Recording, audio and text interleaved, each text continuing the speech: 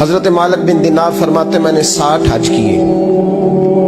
ایک حج کے موقع پر میں نے بڑا رش دیکھا, لاکھوں کا اجتماع ہوا. میری باتوں کی سمجھ تو آ رہی ہے نا آپ دوستوں؟ جو نہیں بول رہے انہیں بھی آ رہی ہے نا؟ اللہ جزا دے. کہتے ہیں لاکھوں کا مجمع تھا تو میرے دل میں خیال آیا, میں نے کہا اے اللہ, اتنے لوگ آئے ہیں, ان کا حج قبول بھی ہوا ہے کہ نہیں؟ فرماتے ہیں میں سوچ رہا تھا تو رات کو نا خواب میں نے کسی کہنے والے کو کہتے ہوئے سنا کہ سب کا قبول ہو گیا. بلخ کا رہنے والا محمد بن ہارون بلخی ہے, اس کا حج قبول نہیں.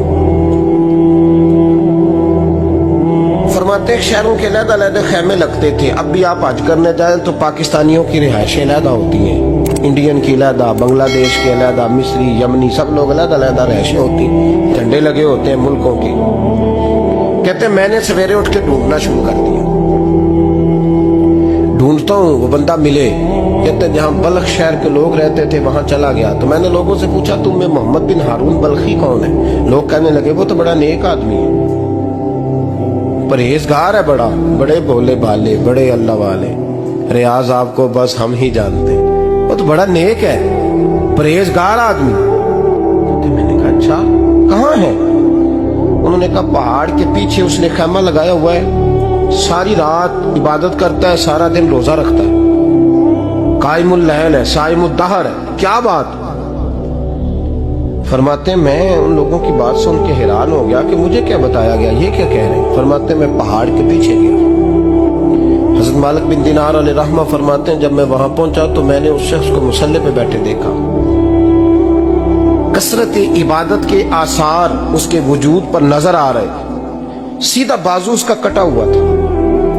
فرماتے 2 رکعتیں مکمل کر کے نا میں نے اسے السلام علیکم کہا تو مجھے کہنے لگا وعلیکم السلام, آپ مالک بن دینار ہیں؟ میں نے کہا بڑی اس کی فراست ہے.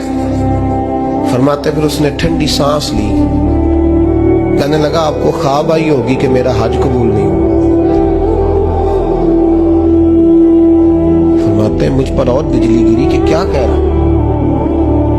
میں نے کہا یار لوگ بھی تیری تعریف کر رہے ہیں اور تیری بصیرت بھی بڑی ہے, تو یہ ماجرا کیا ہے؟ کہنے لگا آپ نہ پوچھیں.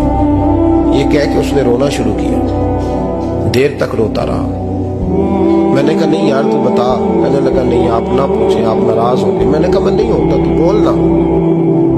کہنے لگا حضور 24 سال ہو گئے مجھے حج کرتے ہوئے, 24 سال, 24واں حج ہے میرا, اور ہر سال کوئی اللہ کا ولی آ کے بتاتا ہے کہ جا چلا جا تیرا کوئی نہیں قبول ہوا.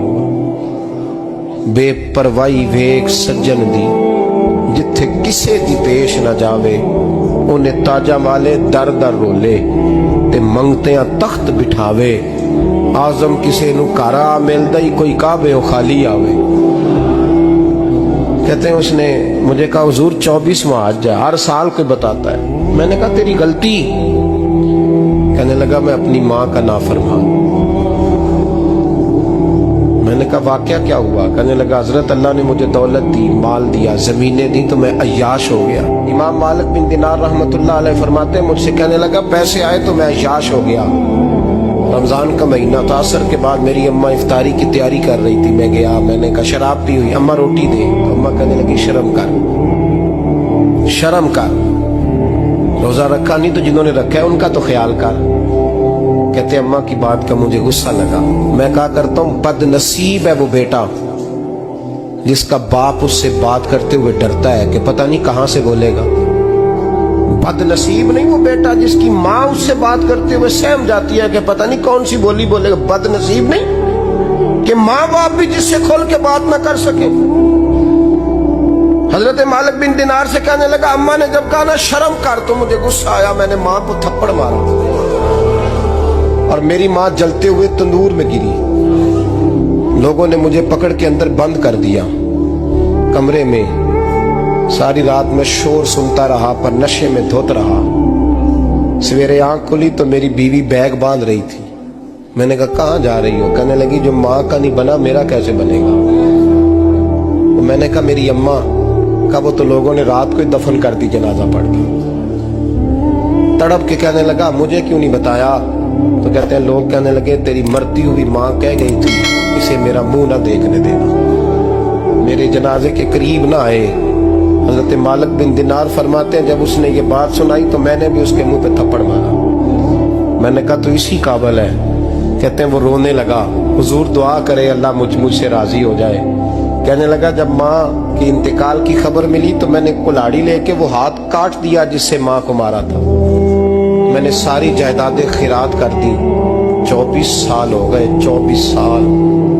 सारी रात नमाज पढ़ता हूँ, रोजा रखता हूँ, हज करता हूँ, पर हर साल कोई आके कहता जा दौड़ जा, तेरा कोई नहीं कबूल हुआ। हुजूर दुआ करे मालिक राजी हो जाए। फरमाते मैं थप्पड़ मार के आ गया। मैंने कहा तुझसे राजी हो जाए इतने जालिम से?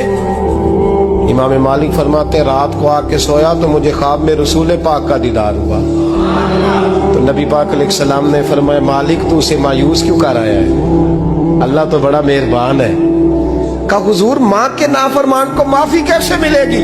तो इमाम मालिक फरमाने लगे नबी करीम ने फरमाया जा उसे जाके बता दे तुझे कयामत में तेरी माँ की वजह से बख्श दिया जाएगा। कहा हुजूर अम्मा की वजह से किस तरह? तो महबूब फरमाने लगे इसकी माँ कयामत में इसके खिलाफ मुकदमा दायर करेगी रब करीम की अदालत में। ए अल्लाह मैंने 9 माह पेट में रखा, दर्द सह के इसे जना, जिगर का खून पिला के पाला और इसी ने मुझे कत्ल किया। रब करीम इसकी माँ का मुकदमा सुन के कहेगा उठाओ इसको दोज़ख में फेंको, इसने माँ जलाई थी इसे भी जलाओ। महबूब फरमाने लगे जब पकड़ करके मालिक उसको मोहम्मद बिन हारून को लोग ले जाएंगे ना जहन्नम की तरफ,